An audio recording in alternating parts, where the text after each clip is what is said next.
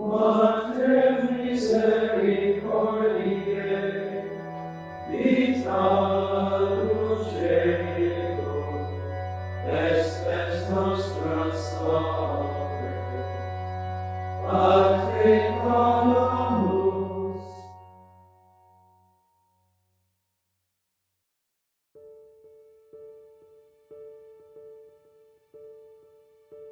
Listen carefully, my son, to the Master's instructions, and attend to them with the ear of your heart. These words of Saint Benedict of Nursia have been a written and spoken call to monastic life for more than 1800 years.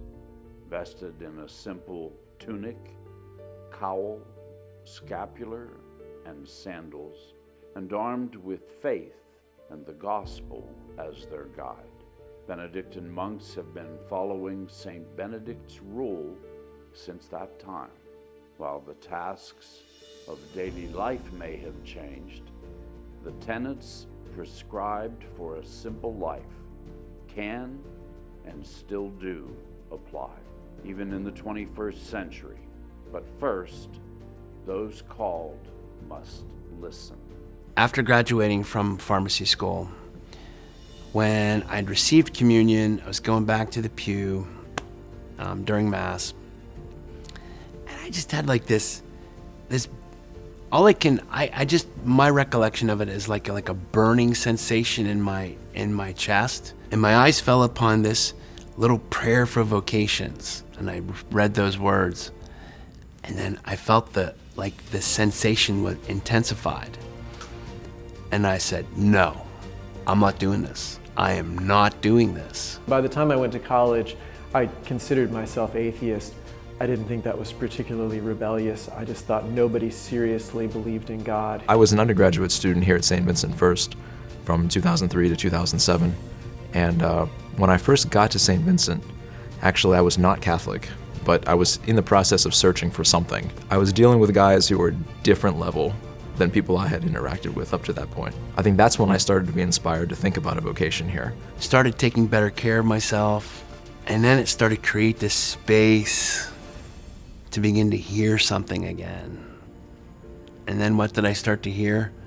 Well, it's time to come back to Jesus. It's time to come back to the church. It's time to return to Mass, to go to confession. God clearly had a plan that was only beginning to unfold for me. I got here and I met a number of folks who were faithful Catholics and who I was able to get along with very well, and I found their way of living very inspiring. So they were faithful to their Christian faith, to their Catholic faith, and they were also people that I saw as being able to, you could interact with them in a way that was comfortable, and I got along with them very well. So they were kind of I feel like they were God's answer to me for what I was looking for. When I was discerning my vocation, I had this idea that I wanted to join a group of similar-minded men that worked together, prayed together, played together, cried together, celebrated together. I think probably taking from my experience as a member of a large family. So when I began to look at various communities, that's what I was looking for. I kept coming back to Saint Vincent and reflecting on that, and eventually that sort of hit me, that if you keep going back there to sort of discern where you belong, maybe that's where you belong. And so then in 2008 I decided. So that was a 13-year journey from the time I graduated from college until I entered the novitiate in July of 2008. If he has any possessions, he should either give them to the poor beforehand or make a formal donation of them to the monastery, without keeping back a single thing for himself, well aware that from that day he will not have even his own body at his disposal. Yeah, when you first start to get here, there's any which way you can create communion and create, camaraderie, create a fraternity. It's certainly the way by which this happens. When my brother converted in college to Orthodoxy and then Catholicism, that was a big influence on me. Talking to him brought me into the church, and I think that was a big part of me coming here. As I was visiting monasteries, one monk in particular told me, if you think you're called to these things, specifically teaching, you might want to check out Saint Vincent. So I had heard about it online, but it was that particular personal recommendation to me that made me come here and visit Saint Vincent for the first time. Wherever we'll be assigned, this is our home. When we get to the point that we have retired, in our mission in the church, and we cannot do more for the church because of aging, because of sickness, because of just deterioration of health, we always go back here. This would be our home. We are always rooted here. I knew I wanted to stay in Pennsylvania, and I knew I wanted to kind of look at this idea of religious life. And Saint Vincent, fortunately, was like the #1 hit for Google, and I clicked on it, got the information from the Vocation office, and the rest is history. Saint Benedict writes, "Your way of acting should be different from the world's ways. The love of Christ must come before all else. Rid your heart of all deceit. Never give a hollow greeting of peace, or turn away when someone needs your love.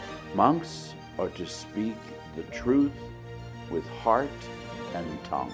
Bear injuries patiently, and bless those who curse them." The stability is helping you to see the beauty in the community, to see with more details everything, everyone, everywhere where you are. I think that this is the beauty that I'm discovering during my novitiate. The power of the team and the coach and the encouragement and the enthusiasm of this unified group of men just gave me power that was above myself. I could do more with that. I found that I need to have that in my spiritual walk in order to do these things that are so hard to do. Stability, obedience, and daily conversion. They are at the bedrock of every single monk's life. Coming here, the religious way of life just became very normal. I really love that our life is devoted to a life of prayer. Saint Benedict writes, "Do not be daunted immediately by fear and run away from the road that leads to salvation. It is bound to be narrow at the outset." I think each stage of formation, you see unique challenges that will come up, and I think we all experience this to some extent or another. I knew it was going to be a change, but it really seemed like something that would help with what I had been going through. I came in with a small novice class, and in the summer, everyone just kind of scatters because they all have things they're finally free to do. And so the beginning of novitiate is, it can be pretty lonely. But the way to that was just to both to realize how much I needed to just give myself to Christ, and then to give myself to this community and just rely on the people here, rely on Jesus. Saint Benedict writes, "Seeking his workman in a multitude of people, the Lord calls out to him and lifts his voice again. Is there anyone here who yearns for life and desires to see good days?" So it was kind of more God putting Saint Vincent in my way than me going out to look for it, I guess. Yeah, one of my favorite parts is just living in a close community with a lot of men who are just very good, very holy, really trying to do their best even in their own weaknesses and flaws, and even things of just like impromptu sitting down on a bench after dinner and sharing a cup of coffee with someone. It's been really, really good. I want to find a place, make roots, settle down. And then I learned about monastic stability. And I said, that's exactly what I've been asking for. I didn't know that was a thing in the church.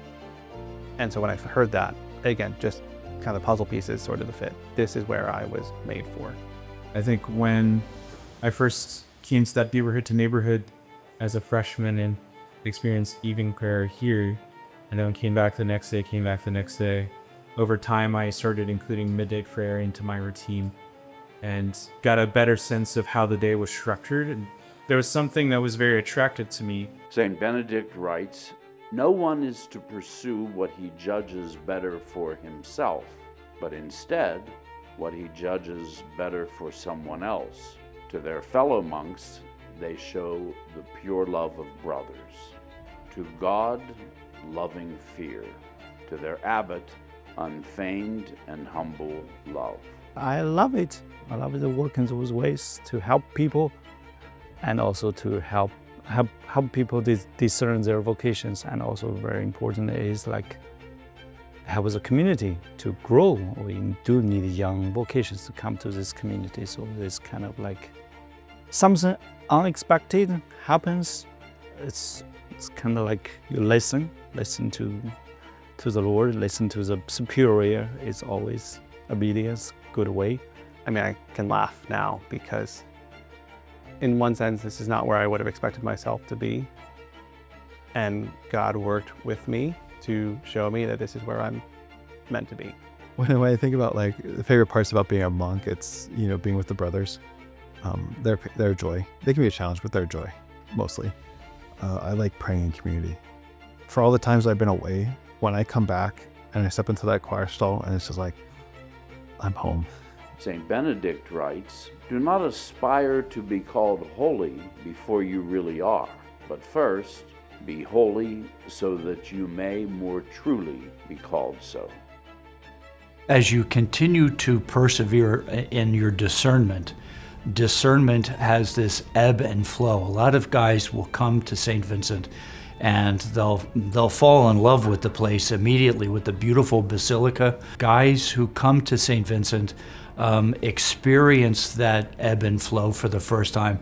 It's kind of surprising. You know, it's just like, I didn't expect to have a bad day here at Saint Vincent. To those men out there who are considering monastic life, what would I say? I would say that the only way to really know what it's like is to come and visit us. Come and see it for yourself from the inside. I'd say what Jesus says, come and see. And you know, if some came and followed him, others turned away, but the only way you're going to know if you have a vocation is you got to come and see. This is not a fairy tale. This is reality. You know, as it's lived in the monastery, our job is to make present that understanding, that incarnation, right? The Word became flesh, and he continues to become flesh in the lives of the men in the community. So you've got to be able to come to terms with that. These simple words of Saint Benedict of Norcia, these same pledges, have been recited by Benedictine monks through the centuries, through changing times, through challenging times, as they all continue to strive, to seek, to follow Christ. We will often have vocation guests who feel this urge, feel this yearning, this desire, this call, but they've got some debt they have to work on, or they're working on a promotion at the job, or they're starting to get serious about a girlfriend, whatever. And they say, "What advice can you give me?" And I say, just do it. Make Nike your motto. Just do it.